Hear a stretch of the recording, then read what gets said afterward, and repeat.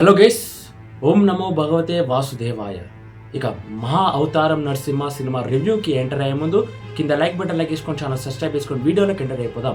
ఇక డైరెక్టర్ వచ్చేసి అశ్విన్ కుమార్.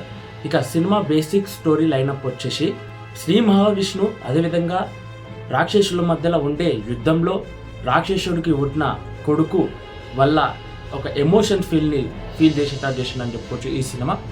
ఇక ఓవరాల్గా శ్రీ మహావిష్ణు ఎత్తిన అవతారమే నరసింహ అవతారం, ఆ రాక్షసులని చంపడానికి. నిజంగా సినిమా కథ చూస్తుంటే సినిమా కథని ఎన్నోసార్లు విన్నాను, కానీ సినిమా కథని ఈ విధంగా చూడలేను నేనైతే. ఈ సినిమాని అన్ని జనరేషన్స్కి చూసేటట్టు భద్రంగా ఉంచాలని చెప్తున్నాను సినిమాని అయితే. ఓం నమో భగవతే వాసుదేవాయ సినిమా చూస్తుంటే సెకండ్ హాఫ్కి వెళ్ళినప్పుడు ఆ క్షణం నుంచి దేవుని మీద భక్తి ఎక్కడ లేని భక్తి మొత్తం బయటికి వచ్చింది భయ్య నాకైతే. అదేవిధంగా కన్నలకెళ్ళి నీళ్ళు చెయ్యెత్తి దండం పెట్టి ఓం నమో భగవతే వాసుదేవాయ అనకుండా ఉండలేకపోయాను.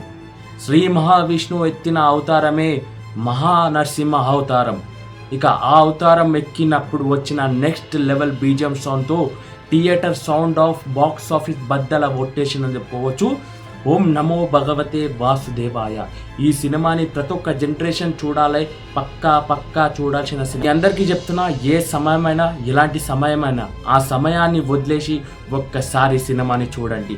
ఆ సమయం ఇచ్చిందే ఆ శ్రీ మహావిష్ణు. భక్తి అనేది ఎలా ఉంటుందో అనేది సినిమాలు. భక్తితో ఉంటే ఆ దేవుడు మన కోసం ఏమైనా చేస్తాడు, ఆ భక్తే దేవుడు మనని కాపాడుతాడు అనే కాన్సెప్ట్తో చాలా చాలా చాలా బాగుందని చెప్పుకోవచ్చు సినిమాని.